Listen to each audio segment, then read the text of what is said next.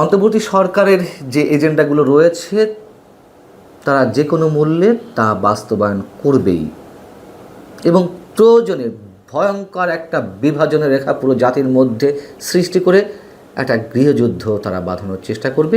তার ইঙ্গিত আমরা তো নানানভাবে পাচ্ছি, নানানভাবে, এবং তারই এক ধরনের একটা প্রতিধ্বনি আমরা শুনতে পেলাম শনিবার রাজধানীতে একটি অনুষ্ঠানে অ্যাটর্নি জেনারেল মোহাম্মদ আসাদুজ্জামানের কণ্ঠে। তিনি বিশাল একটা বিপ্লবী বাণী দিয়েছেন। তার বক্তব্যটা একটু ছোট্ট করে শোনায় আগে। অ্যাটর্নি জেনারেল বলছেন, আন্তর্জাতিক অপরাধের ট্রাইব্যুনালে যারা দণ্ডিত হবেন তারা নির্বাচনে অংশ নিতে পারবেন না। খুব ভালো কথা, আমরা জানি সবাই। এবং দণ্ডিত করার প্রক্রিয়া, বিচারিক প্রক্রিয়া, তাদের পক্ষ থেকে কীভাবে কী করা হয়েছে তাও কম বেশি আমরা জানি। অ্যাটর্নি জেনারেল বলছেন, আওয়ামী লীগের সঙ্গে সবচেয়ে ভয়ঙ্কর যে বক্তব্যটি তিনি দিয়েছেন শনিবার, তিনি বলছেন যে আওয়ামী লীগের সঙ্গে যারা জড়িত তাদেরও আইনের আওতায় আনার সুযোগ আছে। তার মানে কি? সুযোগ যেহেতু আছে, আইনের আওতায় আনা হবে। আচ্ছা, পরে আসছে বিষয়ে। রাজনৈতিক দ্বন্দ্ব থাকলেও আওয়ামী লীগের বিরুদ্ধে সব দল ঐক্যবদ্ধ, মানবতা বিরোধী অপরাধের দল হিসেবে আওয়ামী লীগের বিচার করা যাবে। তার মানে বিচার করবে, নিঃসন্দেহে একটা বিপ্লবী বাণী। কিন্তু আওয়ামী লীগের সঙ্গে যারা জড়িত তাদের সবাইকে বিচারের আওতায় আনা যাবে, আনার সুযোগ রয়েছে, এই কথার অর্থ কী?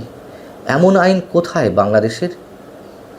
যারা গুম, খুন, দুর্নীতি, লুটতরাজ, টাকা পাচার ইত্যাদি ইত্যাদির সঙ্গে জড়িত তাদের সবার বিচার হোক, কেউ তো আপত্তি জানাচ্ছে না। কিন্তু আওয়ামী লীগের সঙ্গে জড়িত তার মানে কি? কত কোটি মানুষের বিচার তারা করতে চায়। এই নতুন তত্ত্ব কোত্থেকে হাজির করলেন অ্যাটর্নি জেনারেল সাহেব? দেখুন, যে হিসাবটা দিতে চাচ্ছি এটি অনেকবার দেওয়া হয়েছে এর আগে, তারপরও একটু শোনায় আলোচনার জায়গা থেকে। আওয়ামী লীগের ভোট ব্যাংক কত ছিল, মানে কত ভোটার ছিল? 35 থেকে 40%। আওয়ামী লীগের জনপ্রিয়তা কমেছে, যদি ধরেও নেই কত শতাংশ কমবে? 35-40 থেকে 30-25 আছে তো। বাংলাদেশে বর্তমানে যে ভোটার 12 কোটি, তার 25% কত?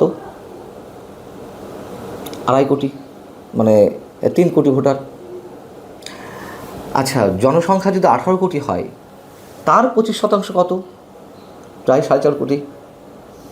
এই 4.5 কোটি মানুষের বিচার করবেন? 4.5 কোটি মানুষকে যখন ইচ্ছে তখন যে কোনো মামলা মোকদ্দমায় জড়িয়ে আদালতে পড়বে, কারাগারে পড়বেন? 4.5 কোটি মানুষের বিরুদ্ধে স্টিম রোলার চালানো হবে, আর এই কোটি কোটি মানুষরা চুপচাপ বসে বসে আঙুল চুষবে, কোনো ধরনের ক্রিয়া প্রতিক্রিয়া হবে না। তার মানে কি? যেভাবে পারা যায় একটা গৃহযুদ্ধের দিকে সরকার যে কোনোভাবে দেশকে নিয়ে যাবে। এই অ্যাটর্নি জেনারেলের রেফারেন্স দিয়ে প্রধান উপদেষ্টা প্রেস সচিব মিস্টার শফিকুল আলম একটি জ্বালাময়ী বক্তব্য দিয়েছিলেন। তিনি বলেছিলেন যে অ্যাটর্নি জেনারেলের কাছ থেকে তিনি নাকি শুনেছেন অন্তর্বর্তী সরকারের এখতিয়ার কতটা। অন্তর্বর্তী সরকার নাকি যা ইচ্ছে, মানে যে কোনো চুক্তি, যে কোনো সিদ্ধান্ত যখন ইচ্ছে নিতে পারে, এই রাইটসগুলো নাকি অন্তর্বর্তী সরকারের রয়েছে। এই হচ্ছে এই অ্যাটর্নি জেনারেল মিস্টার মোহাম্মদ আসাদুজ্জামানের বক্তব্য। তিনি আবার মবকে সাপোর্ট করে শনিবার একই অনুষ্ঠানে কথা বললেন। কি বলেছেন? এই মবের সৃষ্টি হচ্ছে আওয়ামী লীগের 15.5 বছরের যে কর্মকাণ্ড, তার ক্ষোভের বহিঃপ্রকাশ। কীভাবে জাস্টিফাই করছেন একজন অ্যাটর্নি জেনারেল, রাষ্ট্রের সর্বোচ্চ আইনি কর্মকর্তা হয়ে?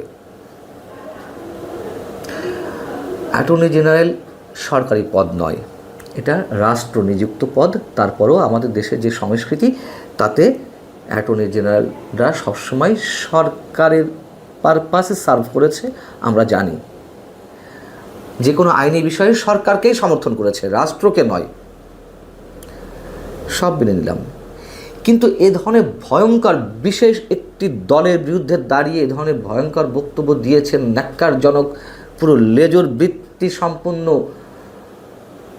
বক্তব্য কারোর মুখ থেকে আমরা শুনেছি? আমার তো মনে পড়ে না। এদিকে পুলিশের বড় বড় কর্তারা তারাও বিভিন্ন ধরনের সভা সমাবেশে, রাজনৈতিক সভা সমাবেশে উপস্থিত হয়ে তারাও বৈপ্লবিক বাণী ছাড়ছেন। যেমন বৃহস্পতিবার রাজধানীতে জামাতের একটি অনুষ্ঠান ছিল। রাজধানীর আজিমপুর এলাকায় ঢাকা 7 আসনের জামাতের সংসদ সদস্য পদপ্রার্থী হাজী এনায়েত উল্লাহর উদ্যোগে এই সমাবেশটি ছিল। সেখানে উপস্থিত হলেন কে? লালবাগ থানার সহকারী commissioner mister Shah Alam. Mister Shah Alam ওই অনুষ্ঠানে উপস্থিত হয়ে বলছেন, বক্তব্যটা শুনুন, আগের ফ্যাসিস্ট সরকার পুরো দেশ বিক্রি করে দিয়েছে। ভাই, দেশ বিক্রি করে দিলে আবার কীভাবে দেশ পুনরুদ্ধার হলো ঠিক বুঝলাম না। আচ্ছা, এটা আপনারা সবাই জানেন, পত্রিকাতেও পড়েছেন, পত্রিকাতে নাকি আমরা পড়েছি আওয়ামী লীগ দেশ বিক্রি করে দিয়েছিল। এখন একটা সুযোগ এসেছে দেশের জন্য কাজ করার। আপনারা এলাকায় কাজ করবেন, কর্মীর সংখ্যা বাড়াবেন। মানুষটা হচ্ছে সরকারি চাকরিজীবী, পুলিশের ঊর্ধ্বতন কর্মকর্তা, তিনি জামাতের কর্মীর সংখ্যা বাড়াতে বলছেন।